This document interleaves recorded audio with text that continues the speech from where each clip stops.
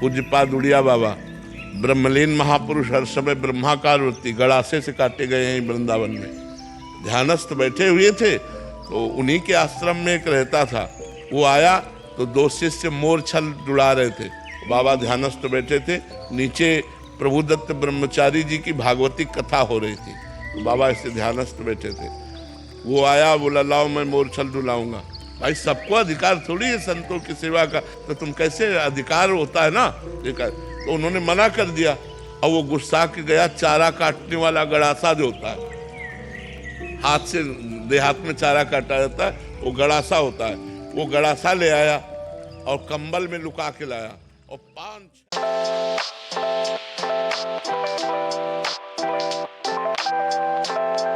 राधिका शर्मा जी इंदौर से। राधे राधे महाराज जी। महाराज जी अभी कुछ समय पहले कह रहे हैं कि आपकी माता जी का दाहिका शक्ति से चपेट में आ गई, आरती कर रहे थे, जलते समय भी महाराज जी उनकी बड़ी अच्छी स्थिति थी कि हरिवंश नाम भी ले रहे थे, राधा वल्लभ श्री हरिवंश, राधा वल्लभ श्री हरिवंश। और जब उनको होश आया, बेहोशी की स्थिति में भी राधा नाम ही ले रहे थे और 84 जी करते करते इतना 25 दिन ऐसे निकाले उन्हें ब्रज रज लगा के, और पूरा एकदम आश्रित और नाम।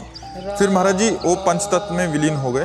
तो कह रहे कि पर महाराज जी कुछ लोग कहते हैं कि 25 दिन तक इतनी पूजा पाठ करते थे फिर भी वो नहीं, वो लोग क्या जाने, वो लोग क्या जाने। हाँ, अंतिम स्थिति बहुत बढ़िया थी, कह रहे केवल नाम और अंतिम बिल्कुल इसका कोई, इससे कोई महत्व नहीं रखता कि उनका शरीर जल गया, इससे कोई महत्व नहीं रखता। बड़े बड़े संतों की बड़ी बड़ी विचित्र लीलाएं हुई हैं, तुम्हें कहाँ तक सुना। पूज्यपाद उड़िया बाबा ब्रह्मलीन महापुरुष हर समय ब्रह्माकार वृत्ति गड़ासे से काटे गए हैं वृंदावन में। ध्यानस्थ बैठे हुए थे तो उन्हीं के आश्रम में एक रहता था, वो आया तो दो शिष्य मोर छल जुड़ा रहे थे। बाबा ध्यानस्थ बैठे थे, नीचे प्रभुदत्त ब्रह्मचारी जी की भागवती कथा हो रही थी, तो बाबा ऐसे ध्यानस्थ बैठे थे। वो आया, बोला लाओ मैं मोर छल डुलाऊंगा। भाई सबको अधिकार थोड़ी है संतों की सेवा का, तो तुम कैसे, अधिकार होता है ना, तो उन्होंने मना कर दिया। और वो गुस्सा के गया, चारा काटने वाला गड़ासा जो होता है, हाथ से देहात में चारा काटा जाता है, वो गड़ासा होता है, वो गड़ासा ले आया और कंबल में लुका के लाया और 5-6 गड़ासे महाराज जी के मारे 6-6 इंच घुस गए, खून के फव्वारे चलने लगे। अब इतना बड़ा हादसा हो गया, ओम इतना उच्चारण किया। अब सोचो जीवन भर भजन किया ऐसे महापुरुष, और अंतिम समय ऐसा उनका व्यतीत हो रहा है। बक्सर के मामा जी बहुत बड़े संत थे, कथा कहने जा रहे थे, एक्सीडेंट हुआ, जोर से चिल्लाए राधा, और बस खत्म। गाड़ी का एक्सीडेंट। कितनों के हम आपको बताए। अच्छा, अगर उनको मान लो 20-25 दिन व्यतीत हुए, मुझे 20 साल हो गए किडनी का कष्ट भोगते हुए, हमें पूरे जीवन भर कष्ट भोगना है, अब जितने जीवन है। अब आप कहो बचपन से भजन में लगे, अगर ये तारतम्य देखा जाए भोगने का, तो इसका भजन से कोई तारतम्य नहीं है, ये पूर्व के कर्मों का परिणाम है। हमें इस पर नहीं जाना चाहिए कि लोग क्या कहते हैं। मतलब कितने ऐसे पापी लोग हैं जिनको जुकाम नहीं होता है, यहाँ बचपन से बाबा जी है किडनी खराब। तो अब ये चीजें थोड़ा भगवान की बात समझनी होगी कि हमारा अंतिम जन्म है।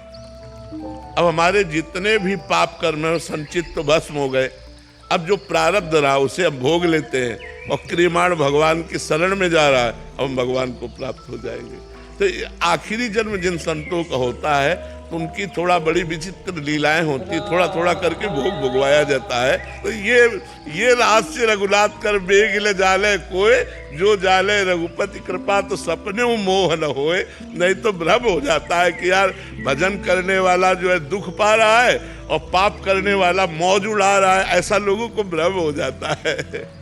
किसी की जो है मृत्यु हो जाना मतलब बड़ी दुख की बात है, पर ये जो लोग किसी की मृत्यु पे उलाहने देते हैं कि ये ऐसे हुआ, भगवान की पूजा करते थे फिर भी ये चली गई, तो क्या है, क्या ये ऐसे लोग जो हैं इनको इनसे पूछना चाहिए कि ये अपने जीवन को लेके कितना मतलब अलग काम क्या है, ये क्या कर रहे हैं अपने जीवन को लेके। 4 काम इंसान, ये जो सारे लोग हैं, हम सब जो 4 काम करते हैं कि जो बड़े होना, शादी करना, बच्चे करना, पैसे इकट्ठा, इसके अलावा क्या है। अगर ऐसा ही हमको जीवन बिताना है तो फिर ये मृत्यु तो हुई, इससे अच्छा तो मृत्यु हुई। जब हम हमारे पास शरीर है, मनुष्य शरीर है, फिर भी हम ये 4-5 का नहीं करते हैं कि शादी करें, बच्चे करें, बड़े हो जाएँ और फिर क्या है धन एकत्रित कर रहे हैं। ये एक तरह की मृत्यु तो है। इससे अच्छा तो मृत्यु हो गई। क्या अलग किया? सब लोग यही काम कर रहे हैं। लोग ये सोचते नहीं है कि फिर हाँ कि हम मतलब कुछ इससे अलग करें कि हमें हमारा ये उद्देश्य है, हम जीवन को ऐसे बदलें। नहीं, सब यही काम करते हैं। फिर दूसरे की वजह दूसरा कुछ भजन करता है या फिर तरीके से जीता है, उसको लाने देते हैं कि हाँ ये ऐसे भगवान की सेवा करता है, भगवान की पूजा करता है, तो ये मृत्यु होगी। ऐसा कैसे जीवन, भगवान की सेवा सब बेकार है, भगवान की पूजा सब बेकार है। पर और इनको मृत्यु कैसे होगी? तो उनसे पूछो तुम क्या कर रहे हो भाई? तुम अपने जीवन में बताओ। तुमको सत्य नहीं पता, तुमने क्या बदला है? तो भाई ये जीवन फिर ऐसा जीना है तो फिर फायदा नहीं है ना। फिर क्या फ़ायदा? अरे कुछ उद्देश्य नहीं है, कुछ जीवन में ऐसा संघर्ष नहीं है कि जिससे तुमको प्यार हो, जिसे तुम जानो सके, सत्य को जानो कि इसके लिए हमें इसके लिए जीना है मुझे। जब अंतिम क्षण हो, जब सामने ये हो, तो तुम अपने अब जीवन से को देखकर कह पाओ कि हाँ मैं अब पूर्ण हूँ, मुझे जीवन बहुत अच्छा लगा, मैंने सही जिया। पर जब मृत्यु आती है लोगों को कांपने लगते हैं, डर लगने लगता है कि मुझे बचा लो, अब मैं मरने वाला हूँ। ये सब चीज़ें करने लगते हैं क्योंकि जीवन उन्होंने ऐसा जिया, मरा हुआ सा, जो मृत्यु के समान था। उसमें कुछ था ही नहीं ऐसा कि जिसे वो मतलब याद, जब वो सामने खड़े हो तो वो कुछ कह पाए कि हाँ ये जीवन जो है बेकार, ये मैंने ऐसा जिया है कि मुझे मज़ा आ रहा है, अब मैं पूर्ण हो गया, मैं संतुष्ट हूँ। नहीं, ऐसा लोग नहीं जीते। मतलब उनको डरने लगता है क्योंकि उन्होंने चीज़ें जो है पकड़ी हुई होती हैं। उनका जो अहम हार रहा होता है। अहम जो होता है उसे हारना पसंद नहीं है। उसे क्या बस वो जीना चाहता है। या तो वो पुराने समय में जिएगा या फिर नए आने वाले समय में जिएगा, भविष्य में जिएगा। क्योंकि अहम को हारना पसंद, जहाँ वो टूटने लगता है, जहाँ अहम जो है मृत्यु से इसलिए डरता है क्योंकि वहाँ वो ख़त्म हो रहा होता है। जहाँ वो ख़त्म हो रहा है उसे डर लगता है। वो डरेगा तो उसको कुछ भी हो सकती है संभावना, इसलिए उसे भय आने लगता है कि यहाँ ऐसी चीज़ संभव तो हो जाएगी और ये घट जाएगी, इसलिए वो डरने लगता है। तो उनसे पूछो भाई कि तुम अपने जीवन में क्या है तुम्हारे तो कुछ होना चाहिए ना। तुम भी तुम्हारा जीवन जी रहे हो, 4-5 चीज़ें करने के अलावा तुम कर क्या रहे हो? दूसरों पे ताने कसने से फिर क्या फ़ायदा भाई? दूसरे ताना कसने से पहले अपने अंदर तो देखो, अपने भीतर देखो, हमारे अंदर क्या चल रहा है, हम क्या कर रहे हैं। पर लोगों को कोई मतलब नहीं। आजकल लोग सारे यही हैं, हम सब भी ऐसे ही हैं। बहुत सारे लोग ऐसे ही हैं कि उनका बस यही है, आपने चाहे बिल्कुल नीचे गिरे पड़े हों और दूसरे को सामने को बहुत बड़ा दिखाना है, बहुत अच्छा दिखाना है और दूसरे को लाना देना कि तुमने क्या किया जीवन में, हमने क्या किया जीवन में। जब लोग ये देखने लगेंगे कि मैं क्या कर रहा हूँ, मेरे अंदर क्या चल रहा है, मेरे अंतर में क्या चल रहा है, जब सोचना शुरू कर देंगे ना, तो फिर ये सब चीज़ें खत्म हो जाएंगी। उलाने देना। और तो जीवन जो है हर पल हर घड़ी जो है मृत्यु की तरफ बढ़ रहा है। कोई भी कैसे भी करके सेलिब्रेट करे कि मैं इतना बड़ा हो गया, वो ये नहीं पता कि जितना वो आगे जा रहा है उतनी मृत्यु करीब आ रही है। पैदा होने के बाद मृत्यु संभव तो शुरू हो जाती है, उसकी कदम कहाँ मिल जाए। तो जीवन को इस तरीके से जिया जाए, जीवन को इस तरीके से बिताया जाए कि मतलब लगे कि हाँ कि हमने कुछ जीवन जिया है। हमारे जब हम मृत्यु सामने खड़ी हो तो हम बोल पाएँ। ऐसे नहीं मरा वो जीवन जी रहे हैं कि हम 4-5 चीज़ें इकट्ठे करें, जब हम जहाँ तो अपने हाथ पैर फेंकना, बचाओ बचाओ बचाओ, मुझे नहीं मरना, मुझे नहीं मरना। ऐसा क्यों? ऐसा नहीं बोला। जीवन को एक तरीके जियो, दूसरे को जानो, पहचानो, दूसरे को समझो। ताने से मारने से कुछ नहीं होता है, खुद उस चीज़ में उतरना पड़ता है, ये देखना पड़ता है। जीवन को जानने के लिए, समझने के लिए, प्रखर करने के लिए विचारों को हम नाम जप करते हैं।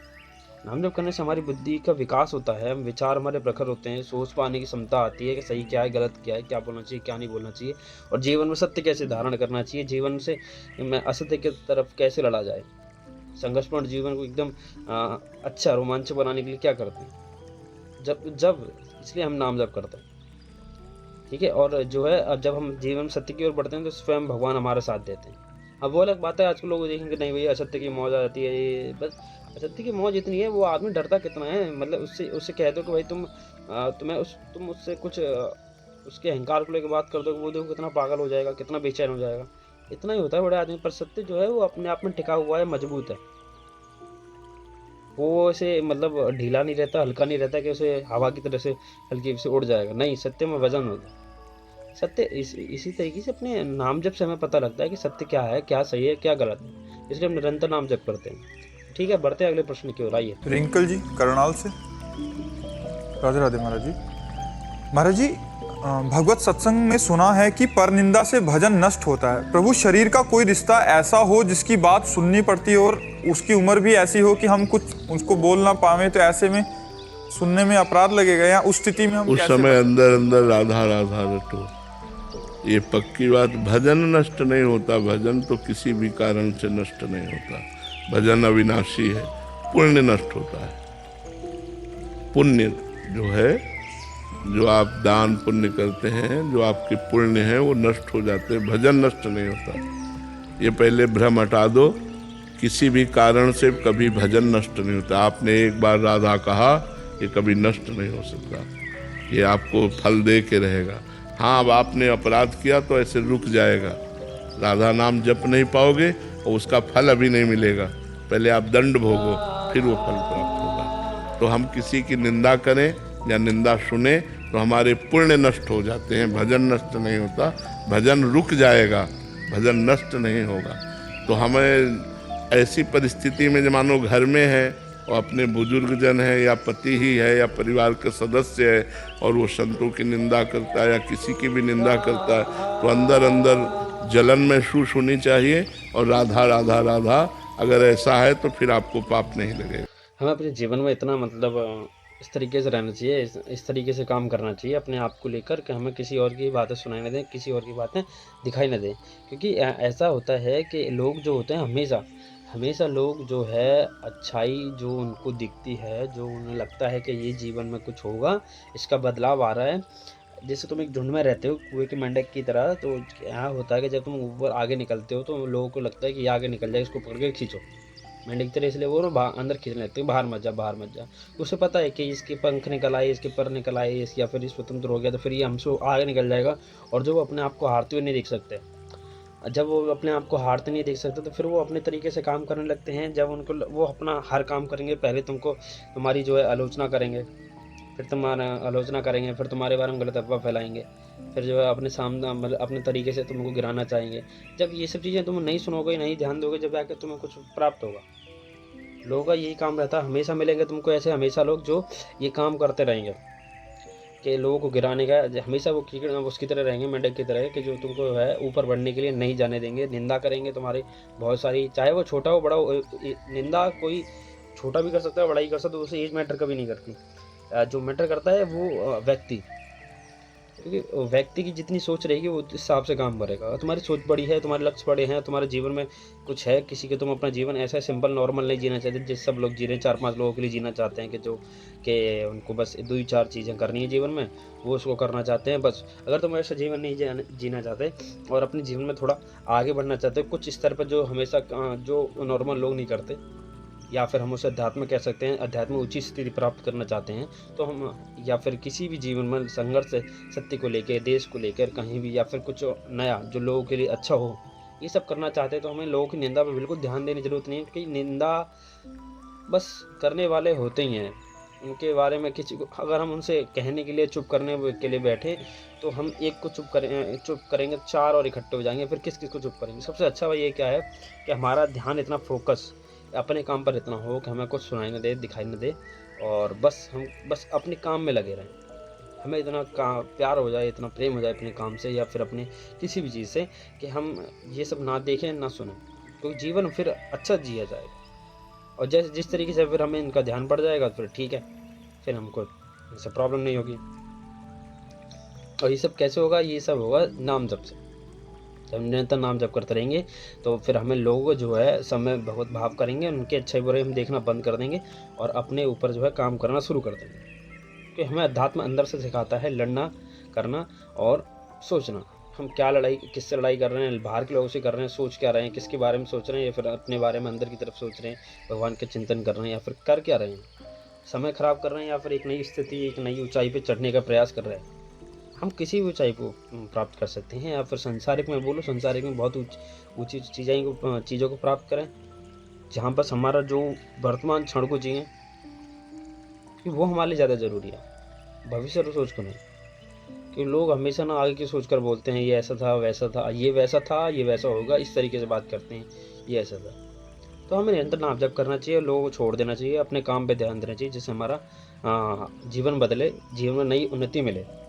ठीक है, हम निरंतर नाम जप करेंगे, अपने जीवन को बदलेंगे, इस तरीके से हमें ध्यान रखना चाहिए और अपने जीवन में आगे बढ़ते रहना चाहिए। तो मिलते हैं अगले वीडियो में नई क्वेश्चन के साथ। बोलो राधा वल्लभ लाल की जय। Okay, let's go.